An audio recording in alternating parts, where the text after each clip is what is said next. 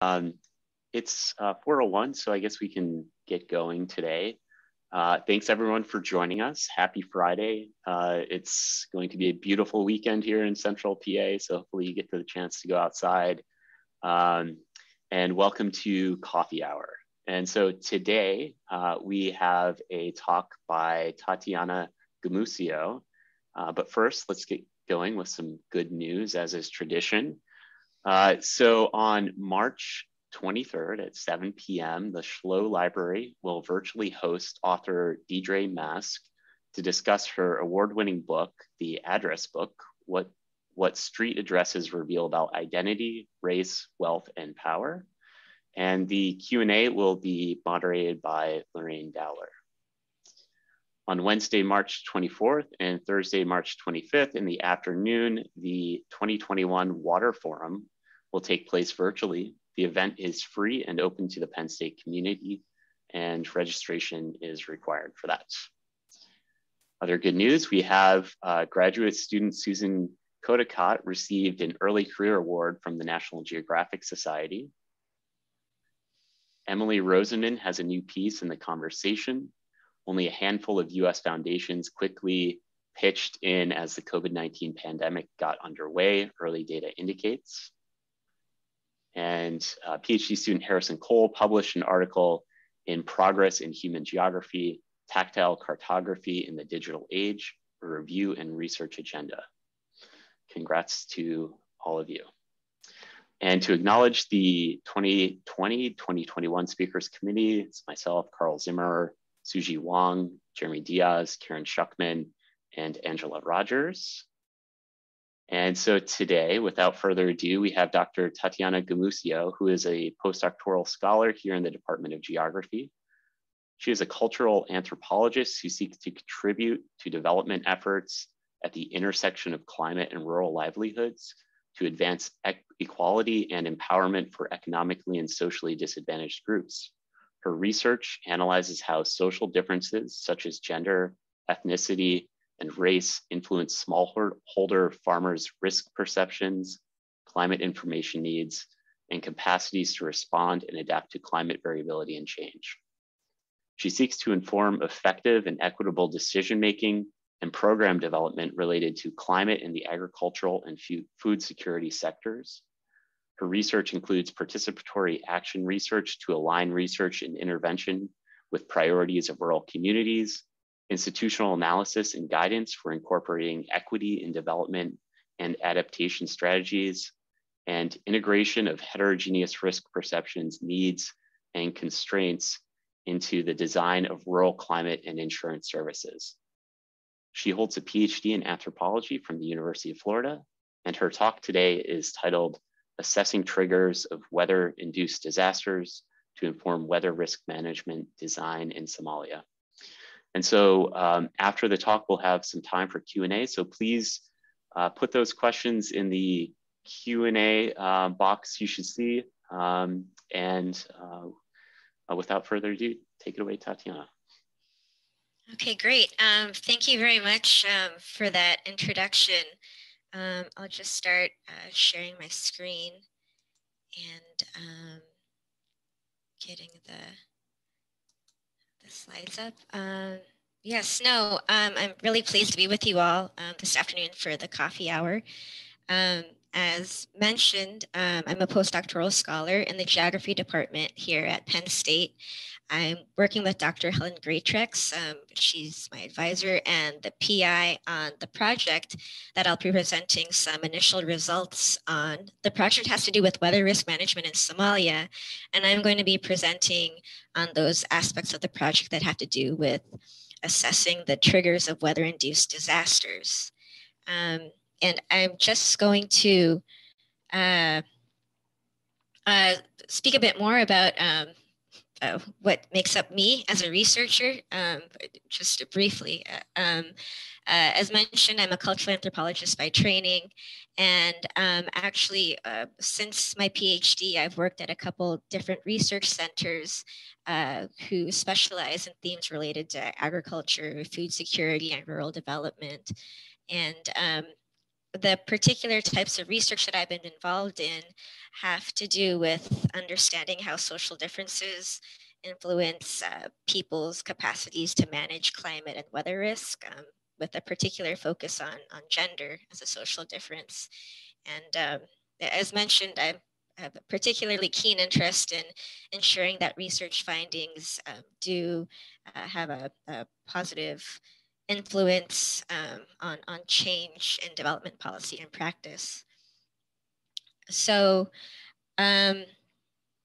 briefly, in this seminar, I'm hoping to give some information on the background of this project and justification for the project, basically talking about why a study like this is necessary and important, and then providing some information on initial results from the project, in particular comparing results from 2 regions of Somalia, and giving some examples of what we're learning about causal chains of hazard to loss to impacts. And I'll be explaining a bit more about what we mean by a causal chain also.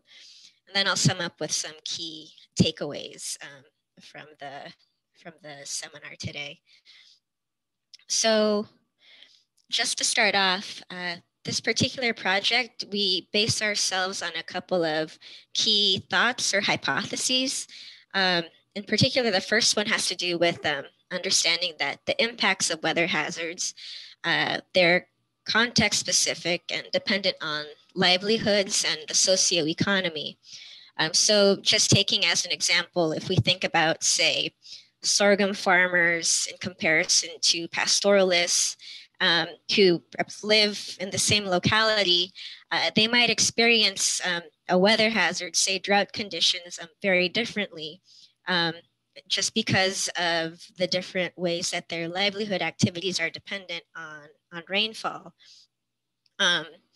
Similarly, it's important to understand about the different factors that influence an actor's livelihood management. So if you think about, say, 2 sorghum farmers, but again, living in the same locality, if one sorghum farmer has a higher level of social capital or stronger social networks in comparison to the other, that one with the stronger social capital is most likely in a better place when it comes to managing a hazard and recovering from losses that result from the hazard.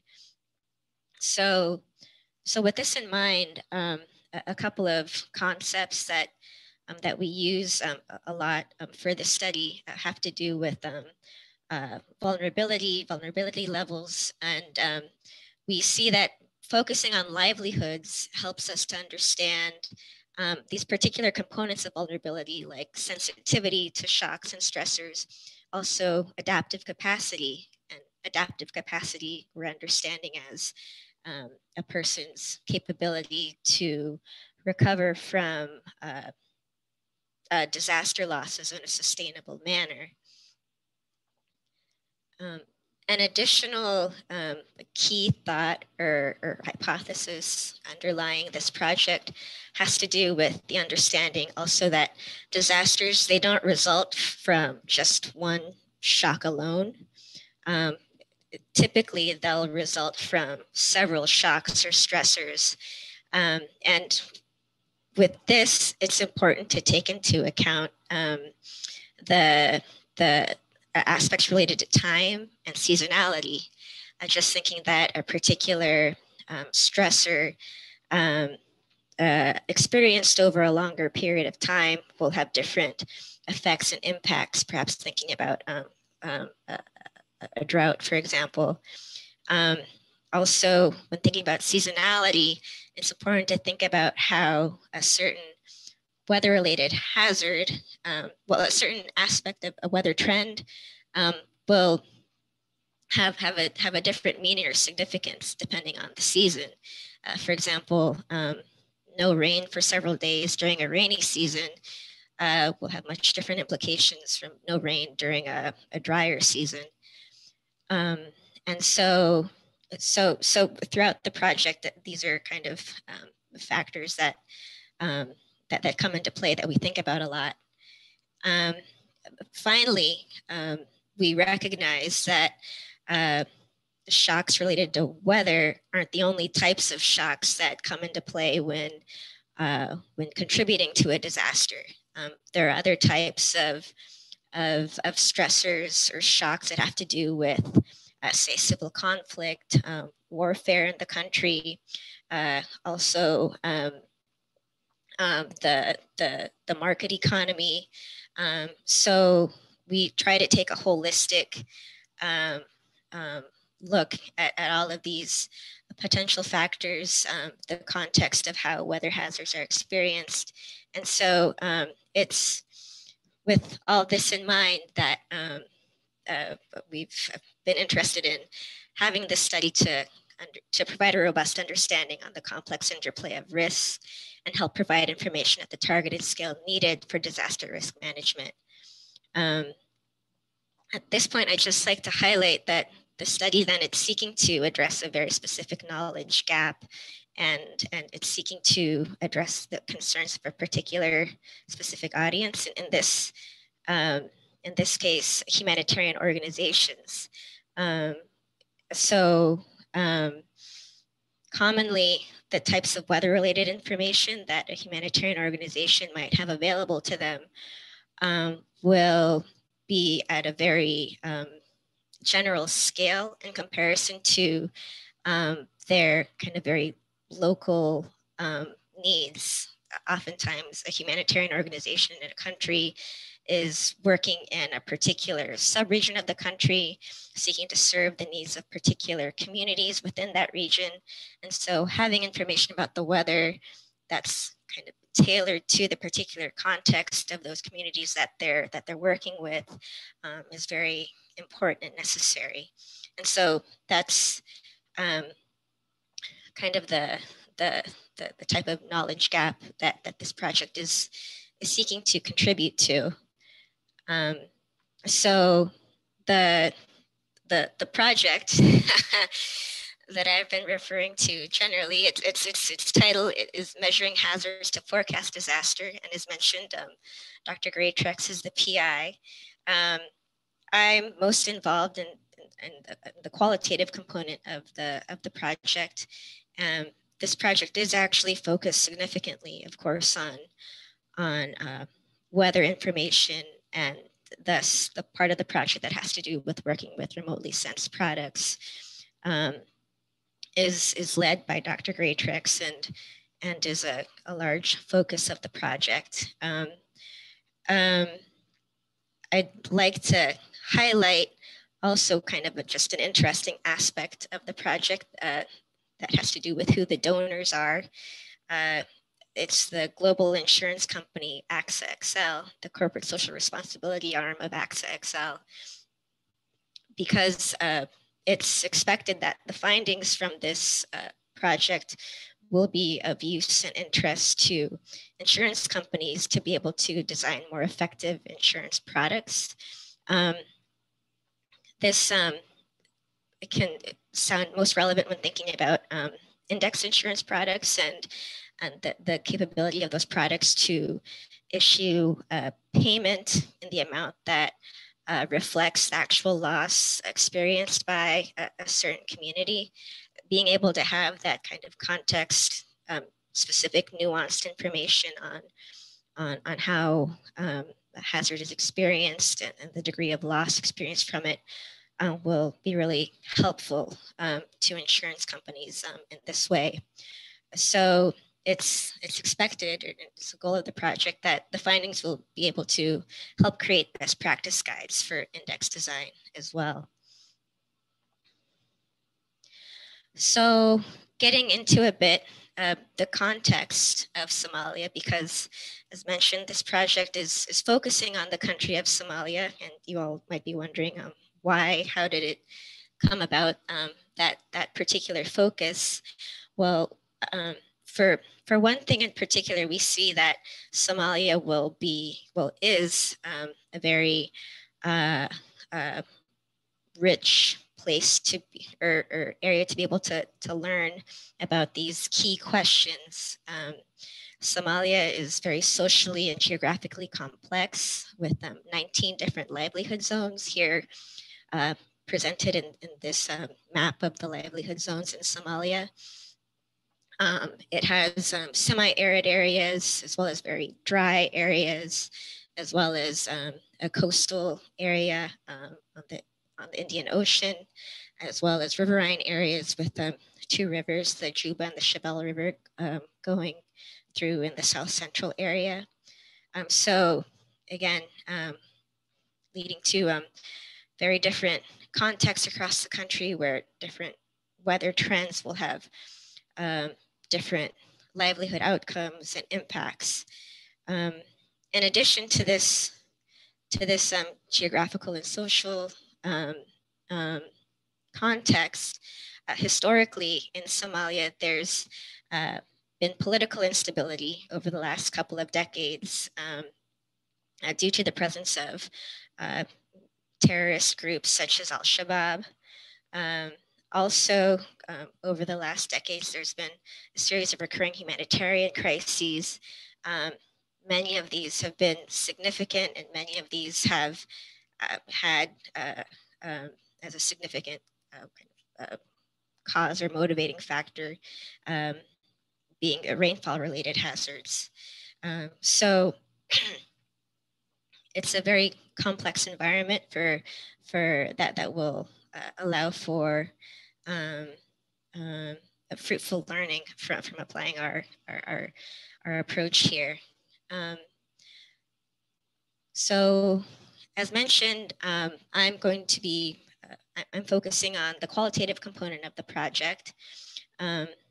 I would like to highlight that for those interested in learning more about the project in its entirety, particularly the work with remotely sensed products and the development of meteorological and weather information products tailored to humanitarian organizations. Dr. Greatrex will be presenting on this at a later time. So I hope that this seminar right now helps kind of whet the appetite or arouse more interest to be able to learn more about the project subsequently as well. But this qualitative study was focusing on analyzing the context-specific triggers of weather-induced disasters in those locations of Somalia or regions of Somalia where humanitarian organizations were targeting their efforts and resources. A second objective has to do with assessing the uses of weather-related information in early warning and early action.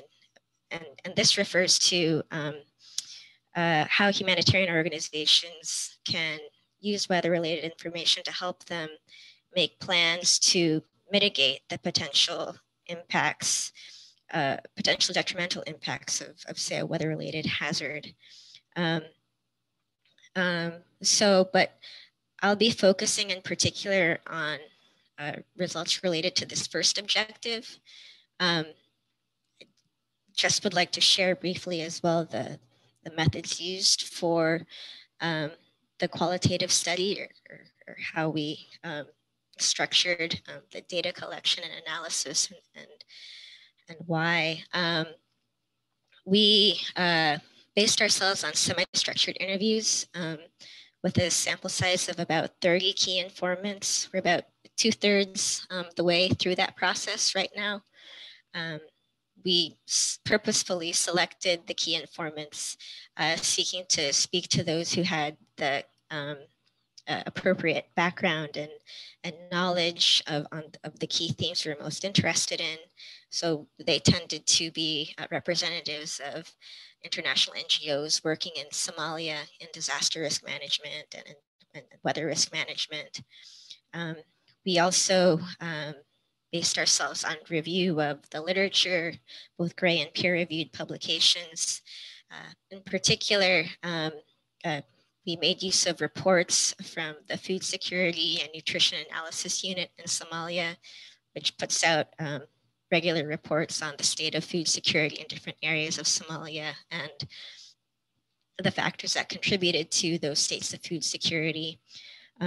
So we've been reviewing and analyzing data from these different sources to be able to learn more about these three particular themes: the triggers of weather-induced disasters, the livelihood-specific effects of disasters, and humanitarian decision-making in response to weather-related hazards.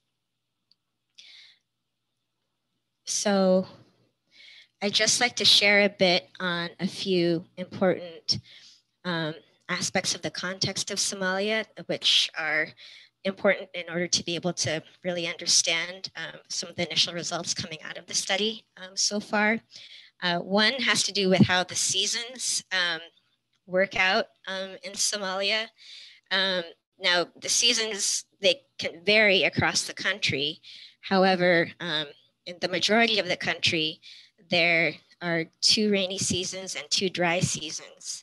And there's, for example, the rainy season called the Dare that occurs over October through December. The most significant dry season is called the Jalal, which occurs over January through March. And then the primary rainy season is called the Gu, which occurs over April through June. And for those groups that depend on agriculture, the Gu is particularly significant. Well, the harvest that comes from the Gu is particularly significant for them. And then there's the second dry season, the Haga, which occurs from July through September. And in Somalia, the 2 kind of main categories of livelihoods tend to be agropastoralist and pastoralist. There are some fisher communities, but the most numerous groups are part of agropastoralist or pastoralist type livelihood groups. And here is just represented a few livelihood activities that occur according to the seasons. Of course, there are numerous, there are many, but just for the purposes of being brief and giving an example, here you can see just that, yes, at the beginning of every rainy season, as the prior dry season is ending, agropastoralists will be planning for land preparation and planting. And pastoralists across the seasons migrating with their livestock is an important activity, which takes place according to their need to search for water or areas with better water access, depending on the season as well. So another aspect that's important, background to understanding what's going on in Somalia, has to do with clan dynamics. There are numerous clan groups in Somalia, and actually the most dominant clans are those that represent pastoralists, actually, which might be contrary to what we would assume or about social status and how social status is associated with different types of livelihoods. I think in other country contexts, agriculturalists might carry more wealth or be associated with a higher social status, but in comparison to nomadic pastoralists, but actually in Somalia, that's not the case. So those who are part of these more dominant clans, they're better represented in the government. They also have very extensive remittance networks that extend into foreign countries and continents. And this is something that's important actually when it comes to being able to seek sources of support in order to cope with hazards and loss. In comparison, in Somalia, there exists less dominant clans. For example, the Rahanweyn, which represent a very poor agropastoral clan in Somalia. And there also exist certain minority communities, for example, the Bantu, and they tend to rely on sources of income that have to do with landless wage labor. And groups like these, like the Bantu and Rakhine Wayne, have a very less internationalized remittance networks. And so this puts them at a disadvantage when it comes to coping with hazard and loss in particular. And then a last aspect to keep in mind for the rest of the seminar has to do with the presence of insecurity and conflict in the country.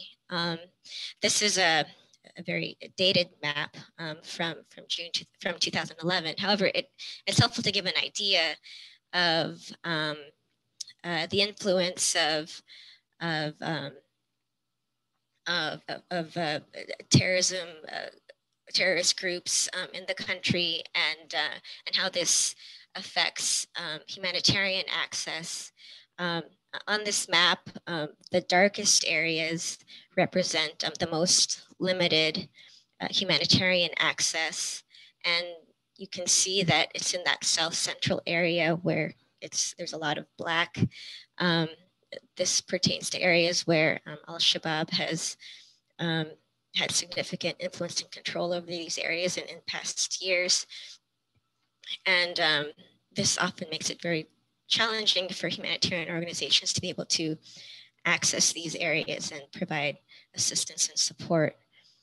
So this difference in between the South Central and the North, Northwest, Northeast, and North Central areas can be very important when it comes to how a disaster evolves. So getting into now some of our initial results from the study so far, as it has to do with weather-induced disasters and the factors that lead from a weather-related hazard to the losses experienced to impacts. I'd like to give 2 examples, each example coming from a different region or sub-region of Somalia. And these regions are the ghetto, which is kind of circled on the left there, and circled in red, and Bakul and Bai, which are actually 2 regions, but it's helpful to talk about them together, actually. For the study as it's been progressing, we've been kind of focusing on kind of region per region. Ghetto has been one of the first regions, so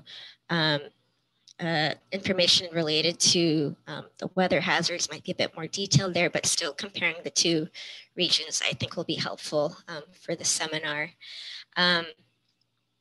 So talking about similarities between the 2 regions, you see that they are adjacent, very close to each other. They both have agropastoralists and pastoralist livelihood groups residing there. They both pertain to semi-arid areas with also riverine areas, with the Juba River being a part of their geography. And for both of these regions also, there's been significant influence of Al-Shabaab contributing to limited humanitarian access as well. There are a few characteristics that are distinct to the Bakul Bai regions. One being that this region pertains to what's called the sorghum belt in Somalia. Sorghum is significantly produced there. It's often referred to as kind of the cereal basket of Somalia. That said, though, agropastoralists in Bakul and Bai, in comparison to ghetto, they might tend to rely a bit more on livestock production than agropastoralists in ghetto. That at least is true for agropastoralists in Bakul. But concerning characteristics distinct about Kulen-Bai that have to do with clan makeup, here in Bakulan-Bai, there's a significant presence of Rahanwain and Bantu. So that also makes for some differing considerations when it comes to how a disaster evolves there in comparison to ghetto. So to start off, I'd just like to put a refresher about the seasonality and how there are 2 rainy seasons and 2 dry seasons, the dare and the gu being the primary rainy season. I'd like to start off with an example of a disaster situation that evolved in ghetto affecting agropastoralist groups over the years 2018 and 2019. In 2018, the dare rainy season, occurring over October, November, December, was particularly below average. So in some areas of ghetto, it was up to 60% below average, in fact. And then this progressed into what was felt as a very long, particularly harsh Jalal dry season from January through March. And this contributed to drying of water catchments, but being dry already by the very beginning of the dry season, by January of 2019. And this also drove the market prices of water up very high by February and March of 2019. So putting people there in a stress situation. The dare harvest that followed was very poor, and the prices of staple foods skyrocketed as well by February and March of 2019. And at this moment, I'd just like to focus in on the weather hazard in 2018, that this dare season that I've been mentioning. And first, just pointing out these plots on the left-hand side, they show the actual rain that fell. And so you see over October, November, December, that dare season, there was rain. However, if we look at the plots on the right-hand side, these represent to what extent the rainfall was below or above average. And we can see over October and November in particularly, the rainfall was particularly below average in comparison to the long-term average. And I'd also like to point out, for those of you who just might be wondering a bit right now, you might notice that these plots are actually measuring soil moisture and not specifically rainfall. This has to do with, we found that Somalia is just such a hot country that even though rain might fall, rain that might show up on a satellite, it's not actually the same as what people experience on the ground. It actually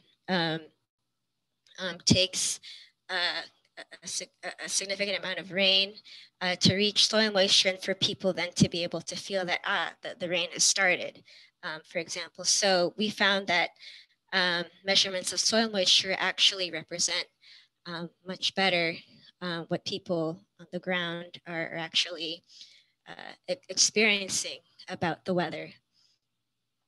So just going back then to what was developing over 2018, 2019 in ghetto, following this below average dare rainy season and the very harsh Jalal dry season, it occurred that the Gu rainy season, which is supposed to be the primary rainy season, was very delayed.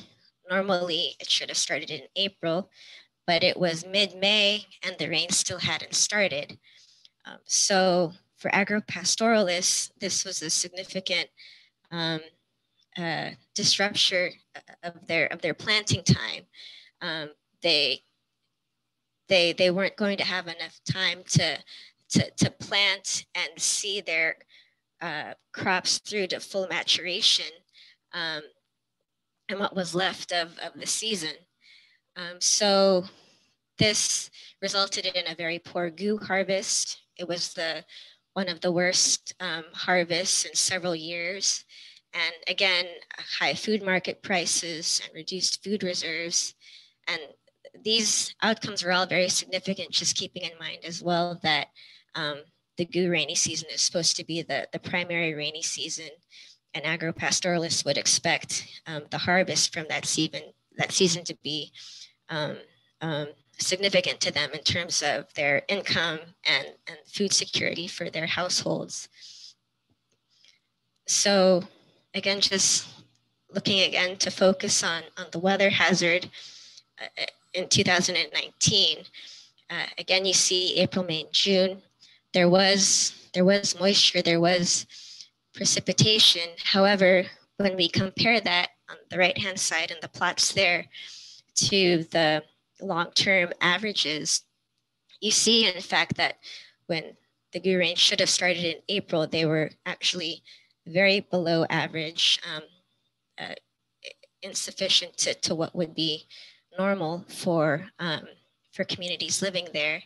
And it does indeed look like rainfall wasn't significant until the very end of May.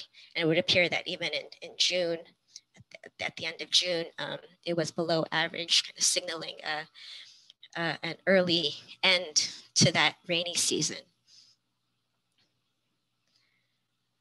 So this whole situation contributed to communities' reduced coping capacities by the end of that GU, and what followed, however, was that the DARE in 2019, that rainy season was above average. However, this contributed to the rivers overflowing and flooding. And so again, this was at a time when people were already in a kind of weakened state coming out of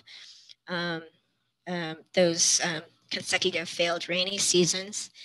While in those communities that were more distanced from the river, the rains were helpful for helping to replenish crops. What followed was that towards the end of that DARE season, there were desert locust infestations in December and January, which contributed to damaged crop production and damaged pasture. So this altogether contributed to a critical disaster situation in Ghetto over these years. So this example I find is particularly helpful for thinking about the types of weather hazards that can be particularly critical in an area like Ghetto for agropastoralists in particular, the aspects of the weather that were particularly critical. I'd like to now transition into the example in Baghul and Bai, to be able to talk a bit more about non-weather related hazards and how they can contribute to a disaster situation as well. Switching gears a bit and going to Baghul and Bai. This is an example from some years ago, but it was an extremely important disaster that developed. It started off in 2010. Well, it would appear that it started off in 2010 with the failure of the DARE rains there. And then subsequently, the GU rains in 2011, they failed as well. And just going to look at the weather hazard in particular. So in 2010, which pertained to October, November, December, that would be the DARE.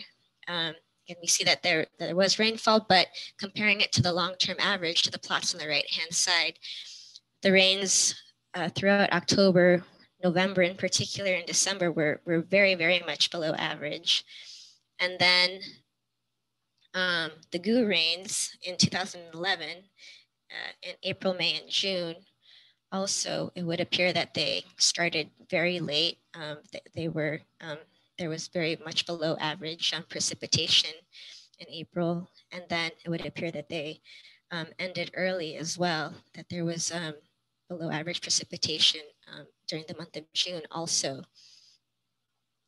That said, that was what was occurring related to weather trends over those months. However, there were important non-weather related factors that were also at play.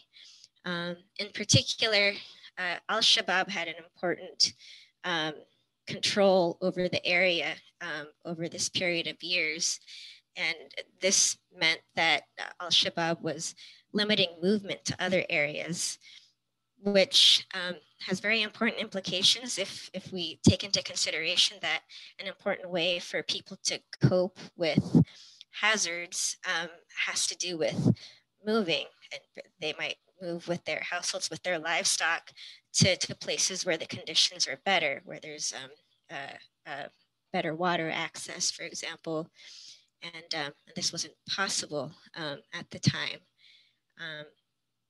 Secondly, Al-Shabaab in the years just prior had forced out a number of humanitarian agencies from that area, including the World Food Program. And then lastly, another factor which affected people's capacities to cope had to do with the effects on Somali traders. Usually Somali businessmen are very agile and they're able to bring in food and goods despite unfavorable conditions such as a drought situation. However, in this situation, the economic effects were so harsh that the Somali traders were unable to provide food on credit like they normally would to communities there. And so this did away with another source of food and resources that people normally would have relied on. So there were these livelihood outcomes of pasture depletion, livestock deaths, drying of water catchments that developed as a result of these weather hazards, but these outcomes were very much exacerbated in a negative way because of these other factors at play. And then add to that this context in Bakul and Bai, where several minority communities and less dominant clans died here. And so they were stressed to be able to deal with these, given that they had a weaker social support network. And so actually it was seen in this area that there were many people who were detrimentally affected, and it took them many years to still recover from this situation. Now, all this said, there's actually some a bit of historical background that was a contributing factor to why and how these weather-related hazards had the really negative impacts that they did in 2010 and 2011.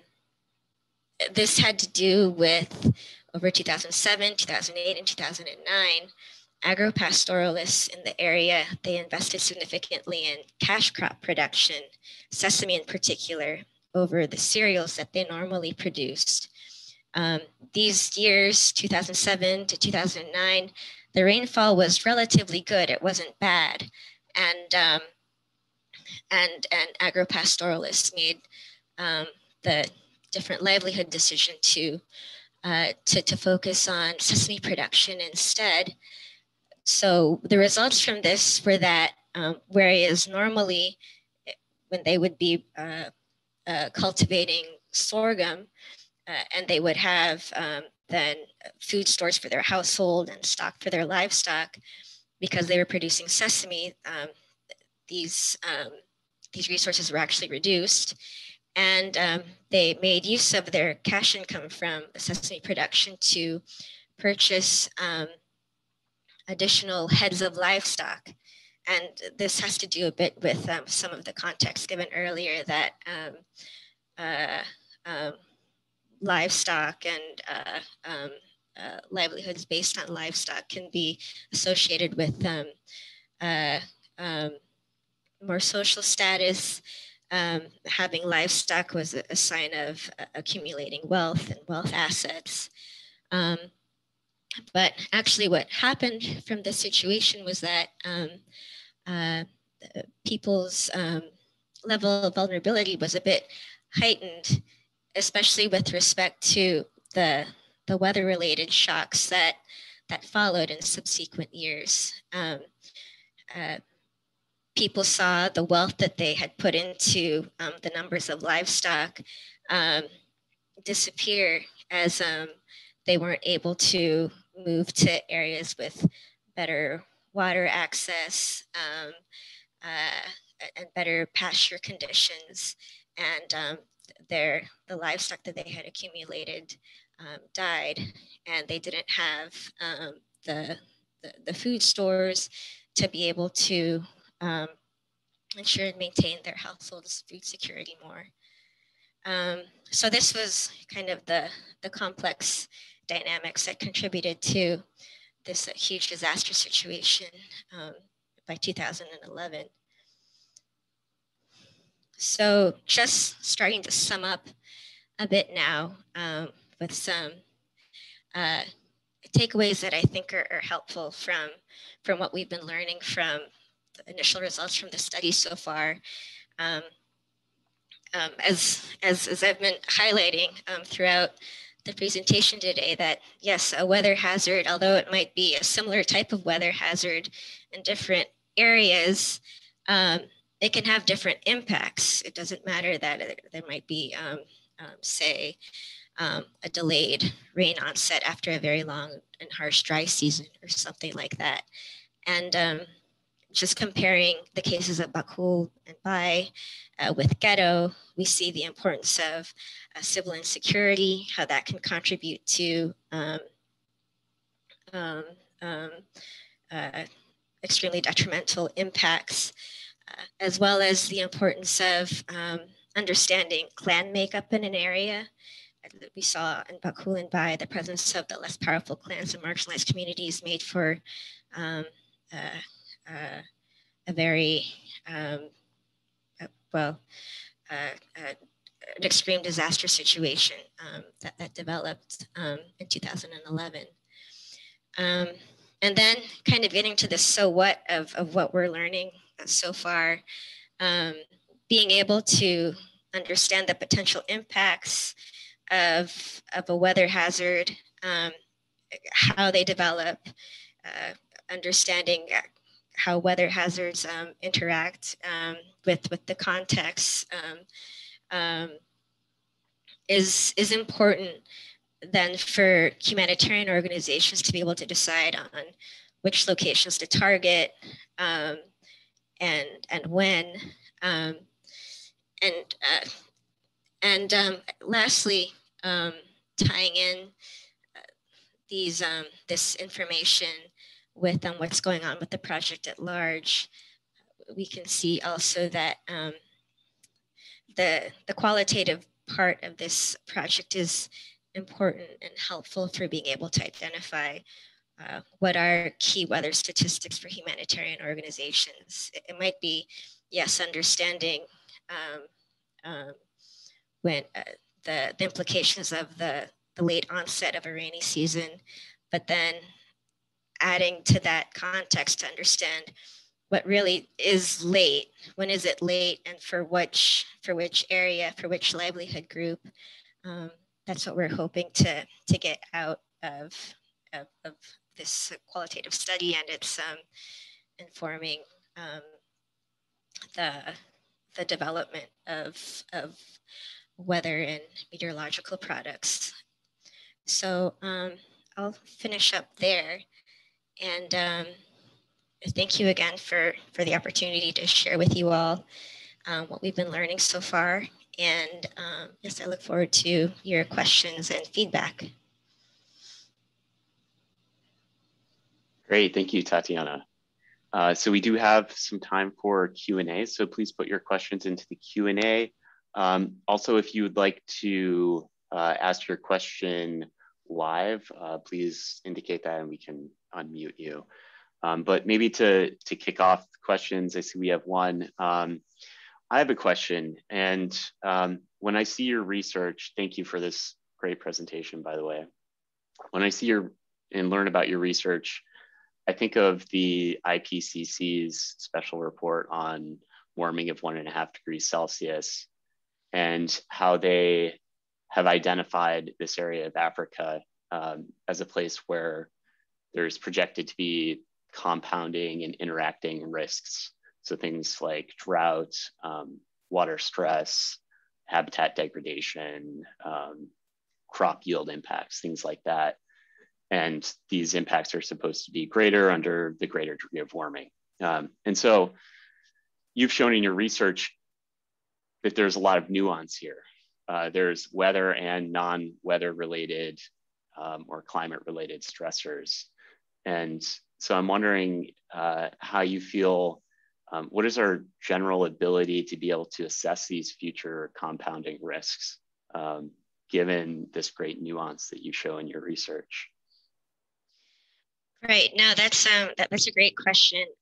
Thank you. And I think in this project where we recognize that the questions that we're seeking to answer they are very complex, and I think for that reason we're focusing on this question for a very specific context or user of the research. So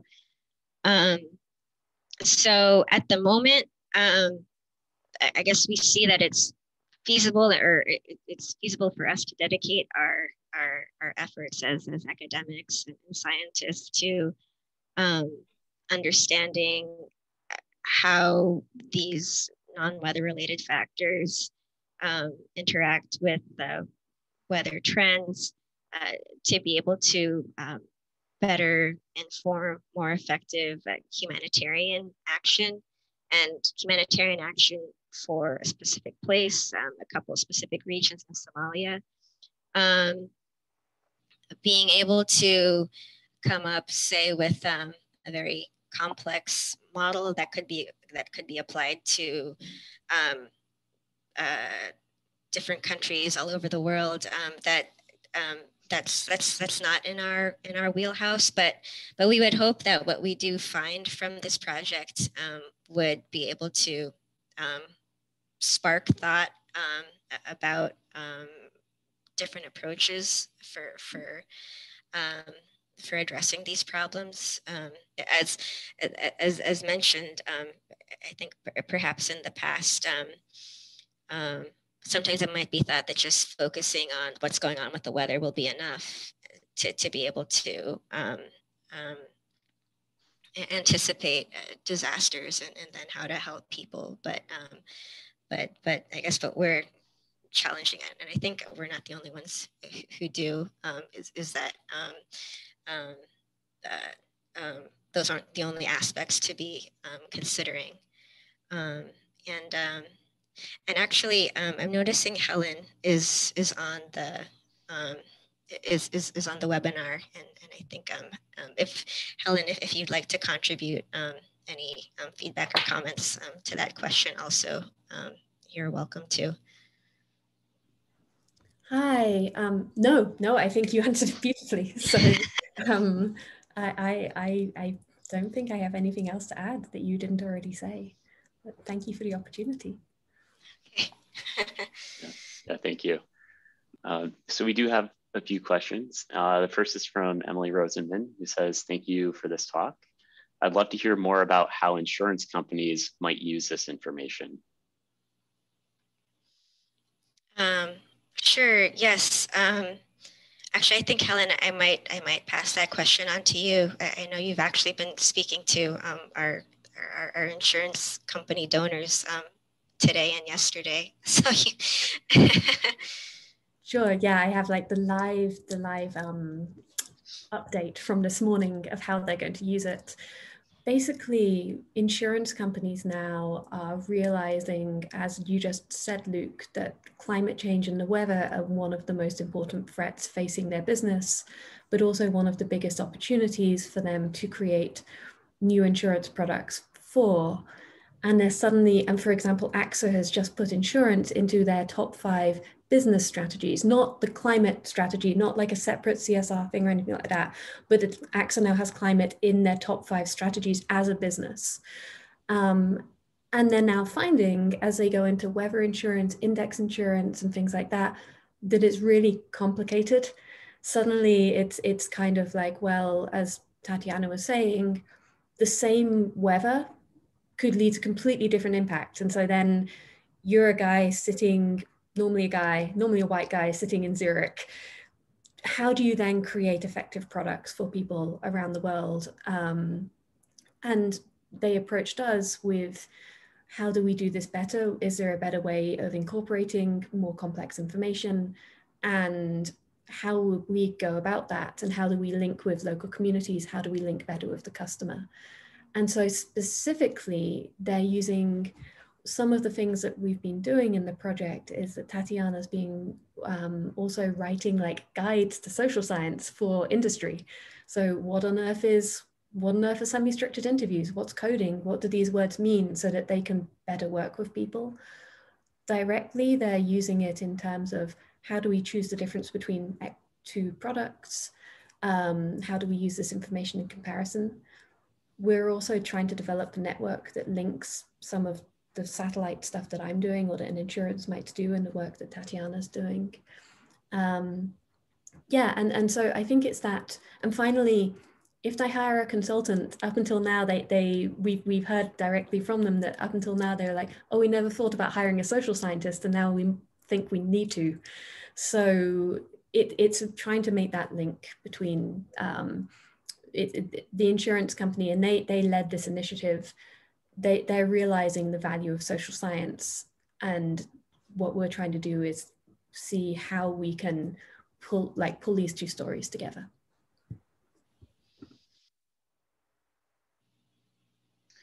Okay, we have one more question here from Lily Zeitler. It's surrounding uncertainty in the data sets you're looking at.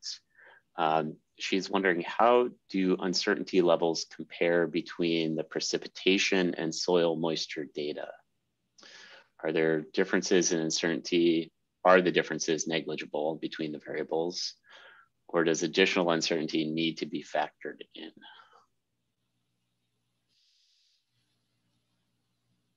I think, so yes, I think with respect to the measurements of soil moisture and rainfall, I think, Helen, you would probably be best able to speak to that as well. I know you were the one who actually identified the particular sources of data to be used for generating the plots that we've been using so far.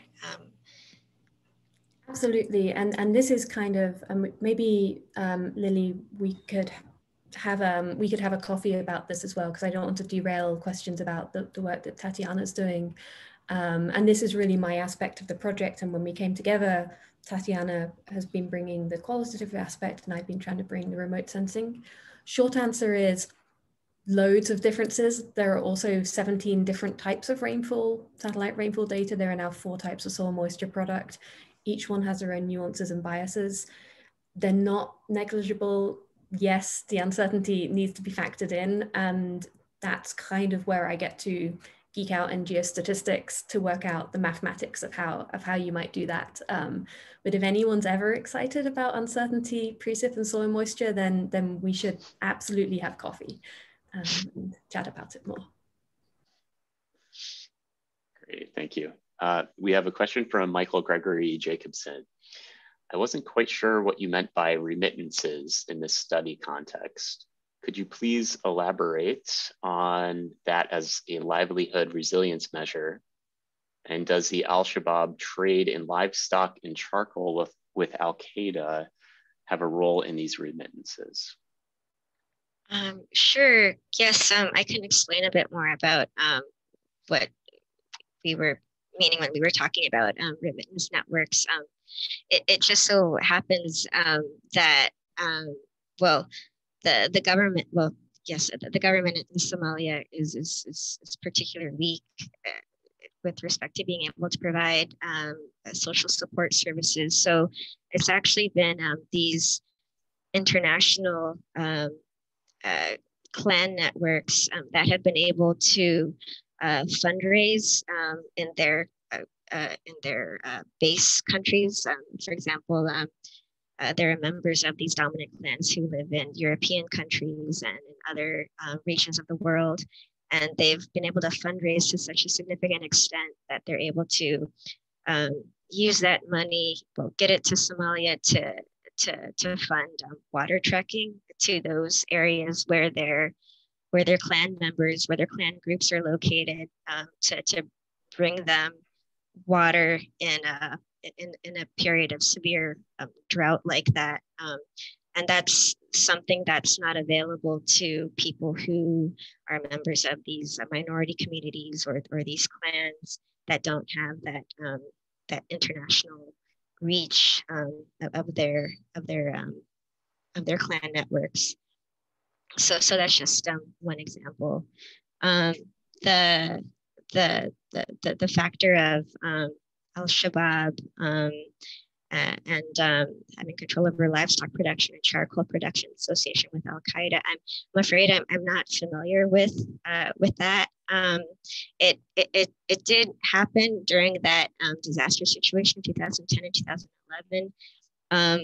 That it seems like there's more research that's necessary, but there's evidence that Al-Shabaab was a significant influence on agropastoralists switching to sesame production instead of sorghum production like they normally had.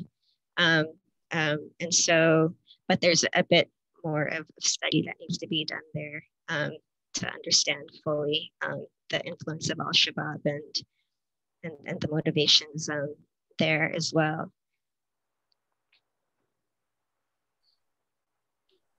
Okay, thank you. And with that, thanks again to everyone for attending and have a great weekend.